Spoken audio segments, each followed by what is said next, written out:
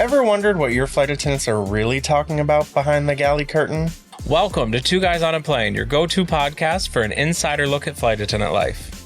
We're your hosts, Rich and Drew, and we're here to tell you what really goes on at 35,000 feet. So sit back, relax, we're ready for takeoff.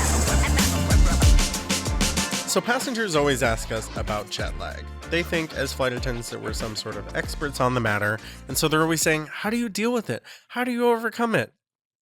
To be honest, not to spoil the whole episode, we're not that great at it. Wouldn't you agree, Andrew? Oh, I'm awful at it. Yeah, I think it really depends too if we're on like a work trip or a personal trip, but jet lag is it's not an easy thing to overcome. And while there are tips and tricks, and we're going to get into that a little bit later in the episode, it's not always the easiest thing, and it definitely varies person to person on whether or not you're able to do it and you're able to be good at it. But it's definitely hard because I feel like there are days where we completely crash, for lack of a better word. Yeah. And then other days you nail it and you're like, oh, I can repeat Right. these exact same steps. Yeah. And it doesn't work out. Right. But before we get into our tips and tricks on jet lag and how we overcome it or don't overcome it, Andrew, what's been going on lately with flying? Anything you want to rant about? Always. I always have a rant in me. No, flying's been decent. We've had a lot of vacations recently, so I have to stack a lot of my days, so I can't say that I've been my best at work. It makes it so much harder. Like, it's so worth it in the end to have all that time off. Oh, for sure. But it's so much harder to stack your days because you're like, I want to die. 6-day block, 1 day off, 6-day block. It's brutal. I haven't been my best, but I've survived. No, but I got randomed at TSA the other day. After I scanned in for KCM and I got the dreaded random. So I marched my way around. And there's this girl there. There's this new TikTok trend where you take the pan and you set all your items out really cute. Oh. So she I know what you're talking emptied her about. bag. So she had her laptop and her iPad and her camera and her lipstick and her blush and everything arranged. It had to be just so. It took her 45 minutes. And Right. I was like, please get out of my way. Please just move. If you're going to do the stupid trend, am go to the hurry. end. Yeah. Right.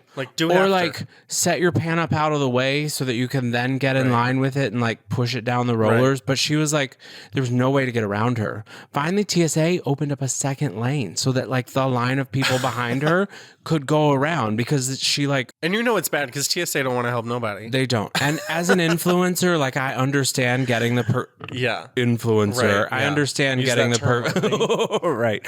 I understand setting up and getting the perfect Right. shot, but that's not the time or place for it. No. Please stop this trend. Whoever started it, I beg of you, please stop it. Just cut it out. It's not cute. It's not a good look. Actually, now that we're on the Are topic. you saying you did it? Are you telling me? No, no. But now that we're on the thought topic. you were gonna be like, no, actually. God, you know I'm not. Half of these influencer trends, I'm like, what idiot would want to do this? So that's why we'll never be real influencers because I can't be bothered to do half the shit that people Also, are I doing. love my life too much to stop it and take pictures of it. Oh, absolutely. But it made me think of this other TikTok trend that people are doing, and I overheard these girls talking about it on the train to the airport the other day. It's that trend where people are trying to see if they can make it to a flight in a certain amount of time. They're trying to do an hour or whatever. Oh, yeah. Do you know what I'm talking about? I haven't, but I can. I can do it. Well, I know we can. We have a lot of security things that we can get I past, can do it. but the whole thing is they're trying to see how fast they can get to the airport or whatever. And these girls were taking this video on the train and they were like, it's 10:45 and our flight's at 11:30 and we're gonna see if we can make it. And I was just laughing because first of all, we're on SEPTA, and if you live in Philly, you're probably not gonna make it if you're riding You're on not SEPTA. doing it. And second of all, If it was 11:45, you were still a solid 20 minutes from the airport. right. And we were just at Penn Medicine, which is still a 20-minute ride to the airport. And Also, please fund SEPTA. Continue. Right. And so I was thinking doing the math. I was like, okay, so 20 minutes to get to the airport if SEPTA doesn't randomly decide to stop working. And then that gives them I'm not good at math, but 25 minutes to get to their flight when they usually close the door 10, 15 minutes early.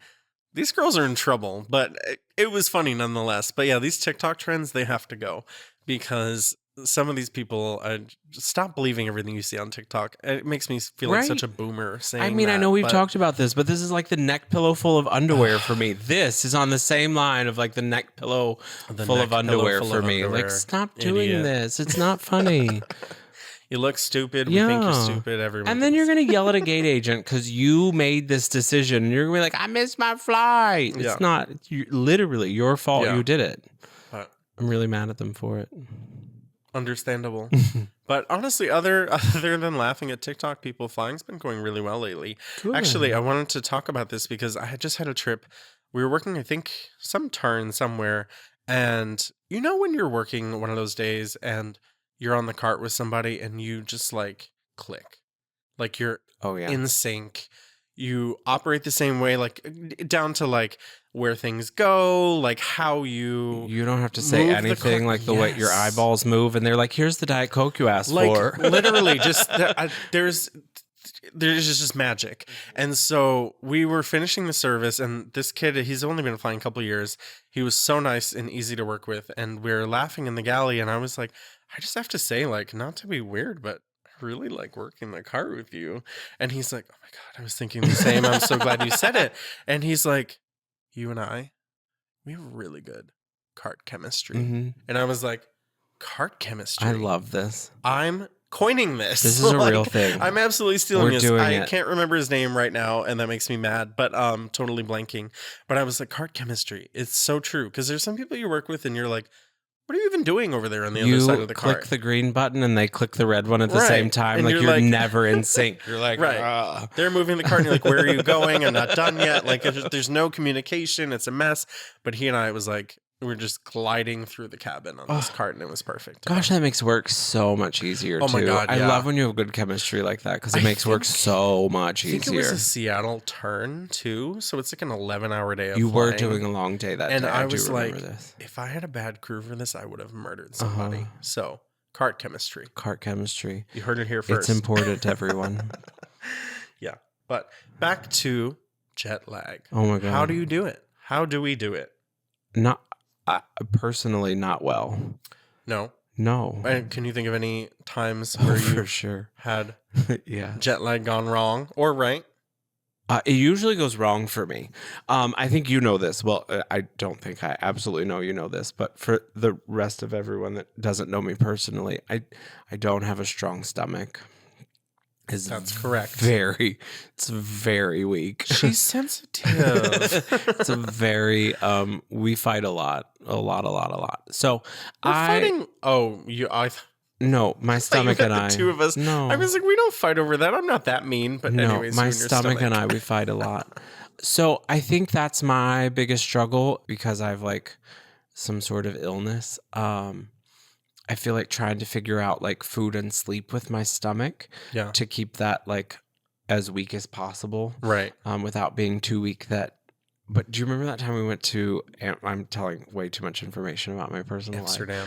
life. We went to Amsterdam. Yes. We were going for our anniversary. I thought I had mastered it. I was like, okay, I'll eat dinner at this time. I'll get this much sleep by the time we get on the plane. We'll go have a cup of coffee. Our Airbnb will be ready by this time. sorry, I'm and I'll already be laughing. like ready to go and like be able to enjoy the day. So we get to the airport, the flight's delayed, which means my meal is delayed. So like my plan is already shot to shit. We get on the flight. We are seated next to this man. Was a window seat that got up every 25 minutes. So Yep. like we were middle and aisle. He was the window seat. He got up every 20 minutes. So there was no sleep my to be had God, on this. yeah. It was a full flight. We were lucky to be on it, so we're not complaining. But Right. like he Grateful. was up every 20 minutes. So like zero sleep was had on the flight. And then we get to Amsterdam. It took us like absorbent amount of time to get through customs because everybody wanted to be in Amsterdam that day. Yep. We finally get to our Plan Airbnb. wasn't going. Nothing. according Like to the literally plan. nothing went right. We finally get to our Airbnb at like 4 p.m. Yeah. after having been up all night. And like wandering the city. Yes, with bags in Yeah. tow. Like we're sitting in cafes, Yeah. like just bags in the corner or whatever. And I thought I was doing really good. So we finally get to the Airbnb. We like throw our bags down. We rented a boathouse. Yes, and I was fumbling because I couldn't find the Airbnb like key code access stuff. So we're standing on like the back of this houseboat on the little patio, and I'm fumbling, and you're like, I think I need to go to the bathroom, and I'm like searching for this key code, like I'm going as fast as I can. Yeah, Rich was doing everything, and I get on my hands and knees on the back deck and just start hurling into the canal. Because we can't even get into the Airbnb. I'm just so sorry I'm laughing. hurling into a canal. And then we spend from like the whole rest of the day for me is done because my stomach is so weak. I cannot recover from this. I'm like in and out of the bathroom, laying on a couch. Rich is finally like, do you want to go to dinner? And I was like, for what? Dinner? For Why? what? He looked like, those like old Victorian ladies in those paintings, or she's, yeah, exactly, like laying out on the couch, pale as hell, like, please just leave me. That was night one in Amsterdam for our... But you know what's great about Amsterdam is they're known for their French fries, and like everyone brings you French fries. So we did go to dinner, and like my weak ass stomach just had French fries for dinner, which was sat nicely, perfect. Yeah. It was a wonderful meal. But I just remember finally getting this houseboat. It's beautiful, by the way. That's in a stunning canal in this little neighborhood, and I'm like, whoa! It was awful. It was the worst. So good at it. Oh, it's so funny, though. I mean, those canals have seen it. I mean, Amsterdam is a party city, but they probably just aren't used to seeing it at 3 o'clock in the afternoon. But they've seen it. They've seen it. I'm sure they had. I still just feel bad. But this happens to me everywhere. Yeah, like we went to really Portugal does. that one time, and I thought I had done all the right things. Rich was working a trip to Portugal, and I like came out of security and was like, how many seats? And I jumped on the flight with him, and we end up in Portugal. And he's like, okay, you've never been on an overnight with me. Right. So we have like 24 hours. We've got to like hit the ground running. Go. And I was like, but I could really use a nap first. And he was like, no, we don't have time for that. Right. And I was like, and this is earlier on, maybe, in our relationship. So I didn't know about the stomach issues quite as much. I knew we were going to be regretful of this decision. Rich did not know we were going to be regretful of this decision. And if you don't travel a lot, I'm still pretty new to a lot of it. Some countries, they don't have public restrooms unless you pay for them, and you have to have money. And then you're like standing in the street being like, help, someone help me. I need €1. There's nothing worse than having to pee and being like, I need to find money first. And those like little... Oh, sure. But I was throwing up. Like I was going to throw up. Well, that too. But I mean, for those of us that might not be needing to vomit.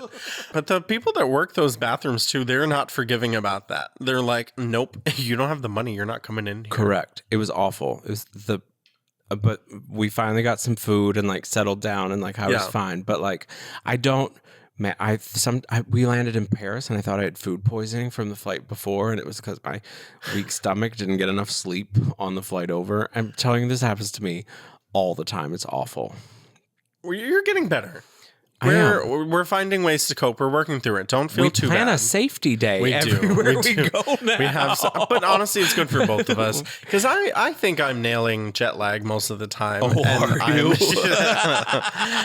I said think. I think I am often, and I'm used to like hitting the ground running and doing whatever. Like I found ways to cope on layovers and things like that. But you do find going forward. Yeah, exactly. It's always coming home for me, and I remember. I think I was working a trip back from who knows where, somewhere in Europe. And we made plans that night. I think we made plans, and then I picked something up thinking, no big deal. We land early. You bought me tickets to a show for Christmas. Yeah. Yeah. So I picked up the trip, and I was like, it'll be fine. We'll be back early. And then we're going to go see a show. It was like a Christmas present or whatever. And we were going to go see Mrs. Doubtfire when it came to Philly. And I'm thinking, okay, it's fine. I can like land, nap, and then go, and it's going to be fine. But flight ended up being late, as flights do, and we had to go straight out to the date as soon as I got home. So I get dressed and like make myself a drink. I'm like having coffee and drinking, like thinking I'm just pepping myself up. I'm ready to rally. We go to dinner. We're all good. Everything's good. I'm sitting down for the show. We're so excited about seeing Mrs. Doubtfire because Andrew's like one of his favorite movies. He loves Robin Williams, and we're sitting there, and I don't know. few numbers. Do you want to know how Rich Few saw numbers Mrs. in. Doubtfire? A few songs in, It looked I was like out. this. I was out like a light, and I remember intermission and being like, "Oh, I'm loving this show." And Andrew's like, "Really?" And Mhm. Are you? this isn't like me not loving musicals. I love musicals, but I just was so tired and really thought I could rally and power through. And it turns out I'm not so good at that. Yeah, it was funny. But you can't call someone out for sleeping like that, though, because then they just get mad at you. They're like, no, I'm fine. I'm fine. Oh, I mean, I admitted it. You did. I did. definitely admitted it. It was also pretty obvious. I think everyone around us was like, is he all right? But yeah. So what are some ways that you have learned to cope with jet lag after all these wild stories of ours? What are some things that actually work for you? So we now bring our own food. Like we'll go get, because you can't, not that airplanes won't feed you, but you can't trust that like one, it's enough for you, or that it'll be timed appropriately for like my body. So instead of just having like chips and things, we'll go to like a deli and grab a sandwich and have a sandwich in our bag so that if I start feeling like I need food or start getting nauseous, I'll be able to eat. You know, they say sleep. I personally believe that you just have to power through and like figure out how to like adjust. For the most part, when I'm flying, I personally don't leave my own time zone. Like if I'm out working, I don't adjust. Like if I'm tired and we're done working, I go to sleep. It could be 2 p.m. It could be 10 p.m. Like Right. Because when you're working, it's like you're never there long enough for it to matter. Correct. So it's critical that you stay, keep your body on local time, like home time, because it messes you up. Correct. And then you're going to be home like 2 days later and you've got to get back into your own routine. So if I'm working, I don't adjust. I just stay on my own time zone. If I am on vacation, I try to like just power through, just stay awake until like it's sleep time there. And that way you like crash out for like the appropriate 8 hours so you can like wake up in the morning and keep going. What about you? For me, it kind of depends what direction I'm going. Like I do a lot of Europe, and I feel like when I'm in Europe, if I power nap, like it depends too when you land Airbnb or hotel situation. Am I able to go take a nap somewhere? So usually I just end up forcing myself to stay awake because the odds are you're going to have to anyway. But it can be hard because like that first day ends up being kind of a wash because you find yourself like out and about somewhere and you're forcing yourself to stay awake and you're like, okay, we have to go somewhere else and do something else. But it can't be like too, inactive because we'll fall asleep somewhere on a bench. So that first day ends up being a struggle. So usually I just try to immediately acclimate to local time because I feel like that is what works best and like for the remainder of the trip. And then drinking water, I know it's so cliche, but like staying hydrated is really helpful. And then obviously I'm chugging coffee all day long, trying to like keep myself caffeinated and wired. But I struggle so much with the water because I do not like the taste of water. It's so hard for me, you guys. I try so hard. You can do it. I have faith in you. I know, but I think I'm allergic to it. You know how some people like are allergic to cilantro and it tastes like soap? I think I'm allergic to water. I think it tastes like soap. I don't really love it. I don't think that's a thing. I'm pretty sure it's a thing. I don't think you could be allergic to water. Can you? I mean, I actually have no idea. So this is not a scientific podcast. Maybe I think you Google just took it. my joke and made it something serious, and it really wasn't. Oh, sorry, my bad. I was like, I don't know if that's a thing. It's not. I was making a joke. But yes, water is important, even if you don't like it. If it tastes like soap, you still have to use it. Yeah. But I mean, the biggest thing about jet lag for me personally, like, it really depends on like how we're getting home or how we're getting to and from places. Like, the good thing about flying and being a flight attendant is the flight benefits. But the sucky thing about that is it's pretty unpredictable. So when it comes to like planning to overcome jet lag, like sometimes things just don't go according to plan. Like sometimes when we're non-revving, it's like you think you're going to take this flight here and you don't, and then you're immediately scrambling. And thank God for Staff Traveler for that reason, because there's nothing worse than being jet lagged You land in a city, you think your connection's going to be somewhere, and now you're tired, you need a nap, you need to eat, and you also need to figure out how you're getting Do you to where remember you're in Bali going. when we missed our connection and we didn't have another plan? It was totally Staff Traveler who saved us, because there was another flight 15 hours later, but I know. we still made it. Yeah, because we thought like, oh, we have 3 hours to connect in this city, we'll be fine. We were not fine. We were not. And we did. We were like wandering the Doha airport, scatterbrained, tired, trying to figure out how to go where we were going, and Staff Traveler came in handy and we figured out. But yeah, our next connection was like 16 hours later, but Staff Traveler, thank God. Yes. I love them. Not only do they give you loads, but they also really help with routes, because like you get in a position like that and you don't know what airlines fly where all the time, so and you true. can like put in your route and you can figure out who to ask loads of. Yeah. Because you don't even know who to ask loads of.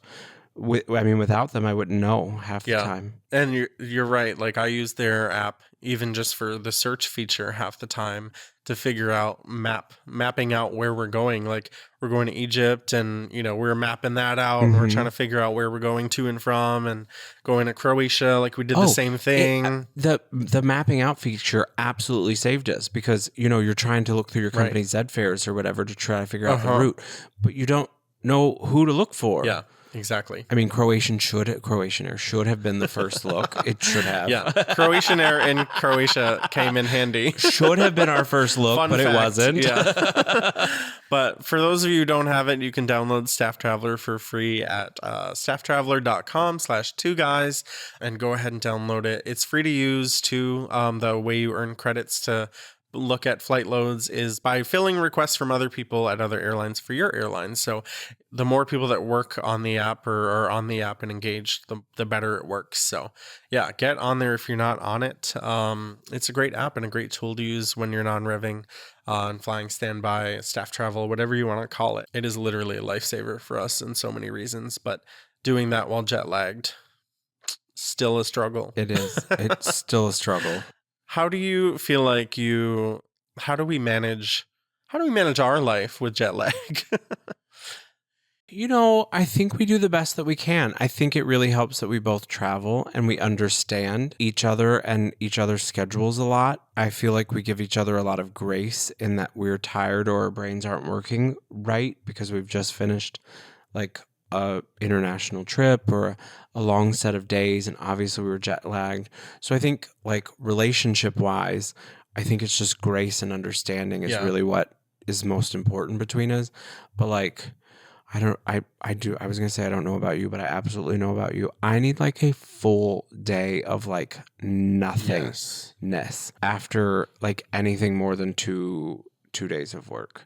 2 days. I need a day off after one. But no, I know what you mean. If you give me like 3, 4, 6 days, like that first day off that I have, do not put anything on my calendar. Do not schedule anything for me. I just need to like veg out, and like my social battery's drained. My like physical battery's drained. Like I just need to sit there and do nothing. We do this a lot too, like where we'll make plans. Like, oh, one of us lands at this time, and then we'll go out later and do this. And it's like, we always think that sounds like a good idea, and we almost always regret it because one of us is just like dead to the world. Always. I'll tell you what my Achilles heel is, though. It's not so much coming in from work. Yeah. It's before work, because I feel like I make plans like the day before I'm about to start a trip, and I'm like, I got it. I can go have sorry, friends. I can have so much fun. But then my reports are always so early in the morning that I feel like I need to be in bed by like 6 p.m. So like anything after 5 p.m. the day before I go to work, I'm like, okay, but I need to go to bed. I need to go to bed like 20 minutes ago. I'm like counting the hours that I still have remaining to sleep. I never achieve it. I don't know why this is a stressor for me, but it is such a stressor for me. And I feel like the first day of my trip, the first night before I go to work, leads to most of my jet lag. Yeah. Because I don't sleep well. Ever. But we had fun. Oh, we're going to. And we to our always friends, do. Sarah and Vinny, that we're going to hang out with tomorrow. Yeah. We always have fun with you. We always have fun.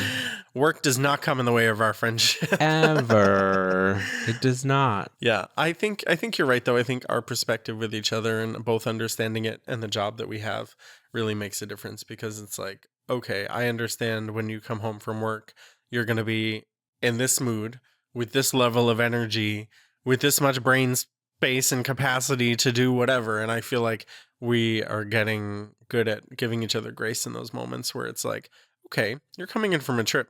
I got to give you like an hour to like decompress or unwind or whatever before I start asking questions and whatever. That sounds bad. Like I'm interrogating him when he comes home. No, but I feel like we both know that. Like sometimes you come home and you like don't want to talk about work. And so like we don't. And then there are other times when like you need to get your day out of you. Like you need to vent about it. Vent. So like, I mean, that's where it's a fine line, because I mean, I'm the same. I feel like I'm 100% the same way. Sometimes I need to like just diarrhea it all out. And sometimes I'm like, I don't need to tell you what happened today. Yeah, it's so true. I worked. I was on an airplane. That was my day. How do you feel about sleep aids? I know like a lot of people, when they're talking about jet lag, recommend sleep aids and things. How do you feel about those? I've never been a fan. Like melatonin and things like that, I know a lot of flight attendants use. Although I recently found out a lot of international carriers can't use any of that whatsoever. Yeah. But they've always make me feel groggy and weird. Like I still have trouble falling asleep, and then when I wake up, I'm a mess. Mm-hmm. So I'm like, was that really worth it in the beginning? So I've never been a big fan of it. What about you? Yeah, I'm not really either. I mean, NyQuil, if I'm feeling under the weather, that's about all that I'll take, or ZQuil or something like that. But because NyQuil, when you're sick, like knocks you out. It's glorious, sleep. But in terms of being absolutely needed, healthy. But yeah, no, for like, I'm not a big sleep aid person. I really just power through until I finally knock out, and then figure out how to adjust myself. But I'm not a fan. Yeah, I'm the same way. I was Googling earlier, like, what are tips for jet lag that people do? And that was one of them that's on there. Other ones, stick to local time. We talked about that one. Strategic napping. We've talked about that one, but that is airline dependent, it seems. Yeah, I mean, I am a big strategic napper. I fully believe in it. Like, I think that's really how you make it work. Right. But also your flight has to be on time and your hotel has to be ready for you to check in. Like, there's so many other otherwise, factors. strategic napping is not a Not win. so strategic. Yeah, you're on the struggle bus. Right. And that's how I end up searching Portugal for a euro.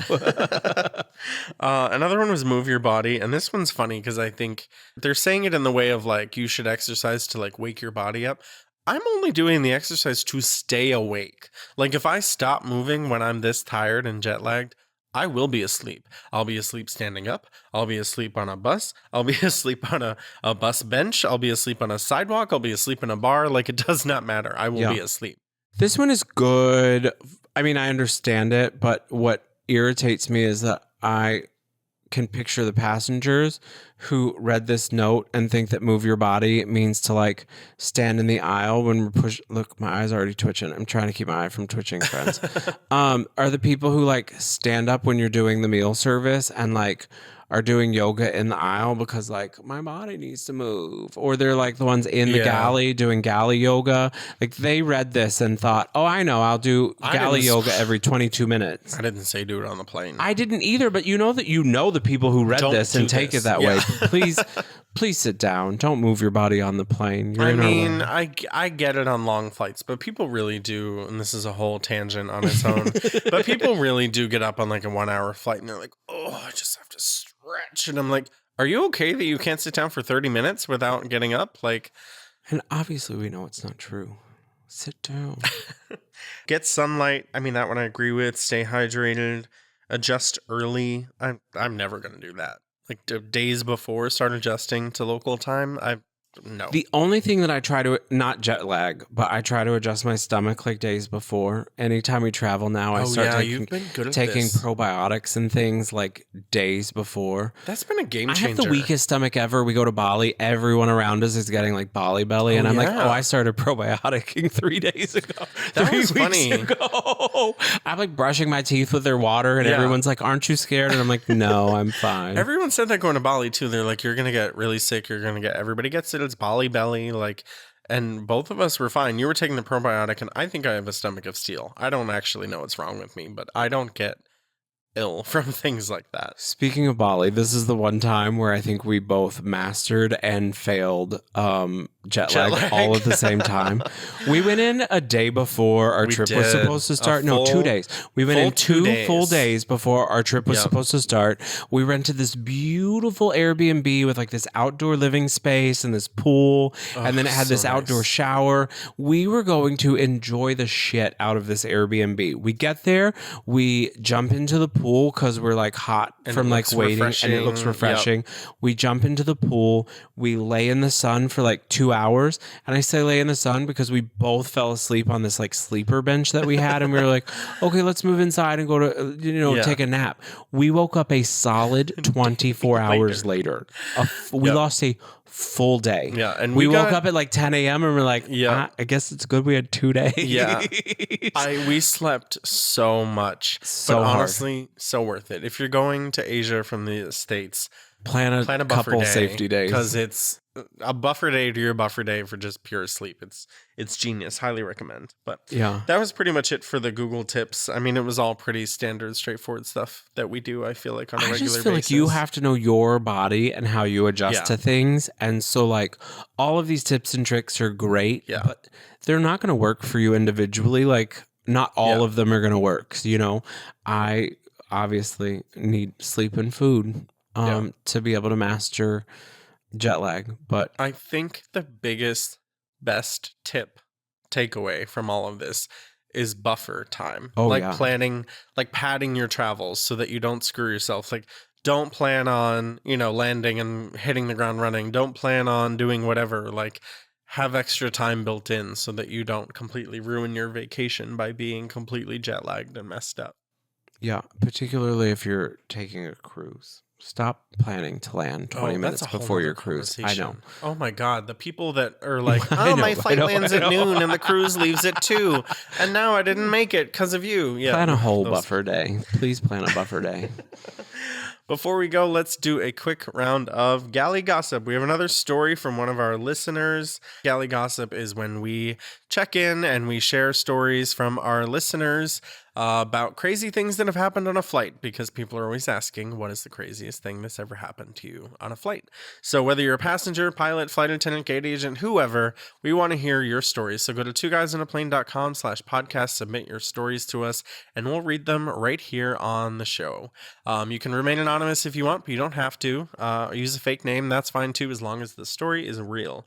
So this one is from Amanda. She was going from Boston to San Francisco. The gate agent came to the back of the airplane and says, "We can't leave yet. TSA just called and said they just realized the guy went through security with a mouse in his pocket." Oh, Lord.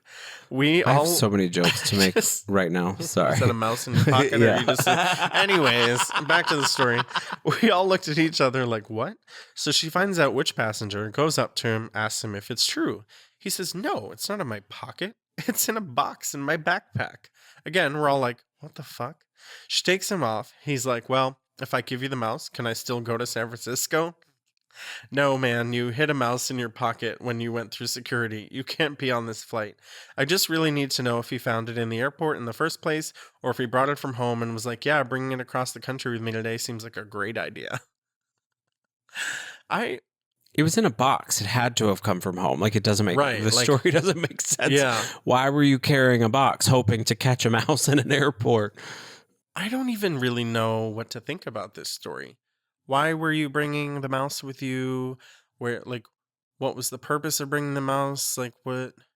Also, a mouse can ground an airplane if it's loose on an airplane. Like, they can chew through wiring, they can screw up the communication, electronic systems. Like, Mice on planes, not an idea. Not a good idea. I like your story, but I need you to be nosier in real life. I have follow-up questions, and I feel like they should have been your follow-up questions. More details on the passenger with the mouse. Right. If we can get a part 2, Amanda, that would be great. Yeah. Did it come from home? What was he going to do with it once he got to San Francisco? Was this a pet? Was this just a random animal? Right. Does he have a snake? Was he going to feed it? Like, Right. what is happening? Amanda did not ask enough follow-up questions. So many questions. So for those of you that are going to submit your story to us, we want details. We want all the details. So many details. So many. Because we're going to have questions. I always have questions. Well, keep sending us those stories. We love reading them, and we hope you like listening to them as much as we like reading them. But a mouse? I still don't understand. Why do you have a mouse? Questions. Okay, close us out. We're ready to go. Before we go, we just want to say that we could not do this podcast without you. We couldn't. Your support truly means the world to us. And for those of you on Patreon, we cannot thank you enough for your support. We want to give a quick shout out to the senior mamas of the group. In case you haven't checked it out yet, we have divided our tiers on Patreon into senior mama, new hire, and domestic diva because... of course. And our top tier is, of course, the senior mamas. And we want to give a shout out to Carrie, Michelle, Kate, Pup, and Michaela for your amazing support of our podcast. Truly, we couldn't do this without you. We're not backed by a big studio, and we don't have huge sponsors or anything like that yet. So it truly takes your support to make all this happen. So thank you guys. And for those of you that haven't joined, feel free to go to patreon.com/2guysinaplane to support our show. And as a thank you, you'll get all sorts of great behind the scenes content. You'll get bloopers, you'll get extra episodes and stories about things that happen behind the scenes, as well as exclusive merch and more. So thank you all for your support, and we'll see you next time. Join us for more humor, heart, and stories from our beverage cart. I've gotten so good at saying that. I'm so excited.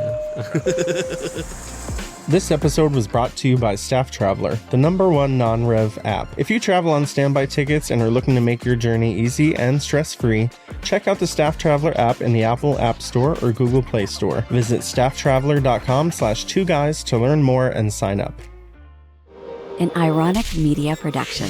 Visit us at ironickmedia.com.